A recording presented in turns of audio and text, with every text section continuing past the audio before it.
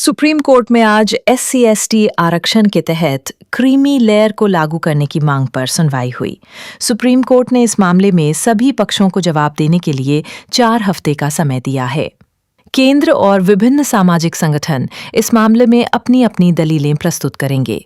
विशेषज्ञों के अनुसार ये निर्णय SC/ST आरक्षण नीति पर महत्वपूर्ण प्रभाव डाल सकता है। वहाँ पे उन लोगों को पहले प्राथमिकता दी जाए, उनको पहले नौकरी मिले, उनका एडमिशन पहले हो, जो सबसे पहले गरीब है। एलिजिबिलिटी की कंडीशंस पूरी करने के बाद पहले उसका चयन हो, उसका सिलेक्शन हो जिसकी इनकम सबसे ज्यादा कम है। तो जो लाभ है उन्हें मिले जो गरीब तबका है, जहां इनको सबसे ज्यादा जरूरत है।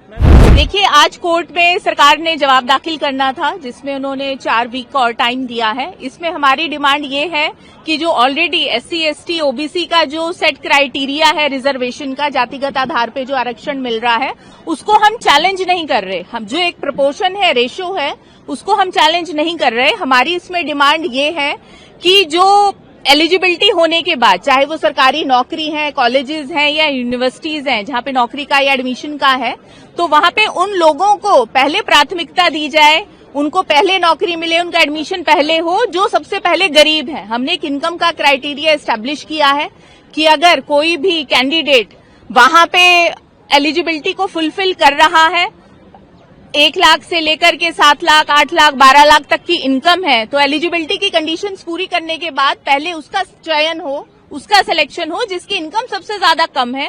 दूसरा, जिस परिवार में ऑलरेडी वो आर्थिक रूप से संपन्न हो चुके हैं, अगर कोई IAS है या फिर कोई दूसरा किसी सरकारी उसमें डॉक्टर है, तो ऐसे परिवारों को चिन्हित कर दिया जाए और उन्हें जातिगत आरक्षण से बाहर कर दिया जाए। क्योंकि देखिए, जब संविधान की रचना हुई, जातिगत आरक्षण इसलिए दिया गया क्योंकि जो उनका आर्थिक हालात थी उसको आगे बढ़ावा मिले, उनकी आर्थिक स्थिति जो है वो मजबूत हो।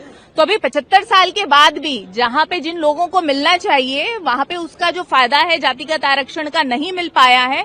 अगर आरक्षण के बावजूद फायदा वो लोग उठा रहे हैं जो ऑलरेडी IAS हैं, जो सरकारी डॉक्टर हैं, कोई अगर बड़े प्रोफेसर हैं कॉलेजेस में, यूनिवर्सिटीज में, उनके बच्चे को भी वही लाभ ले रहे हैं। तो जो लाभ है उन्हें मिले जो गरीब तबका है, जहां इनको सबसे ज्यादा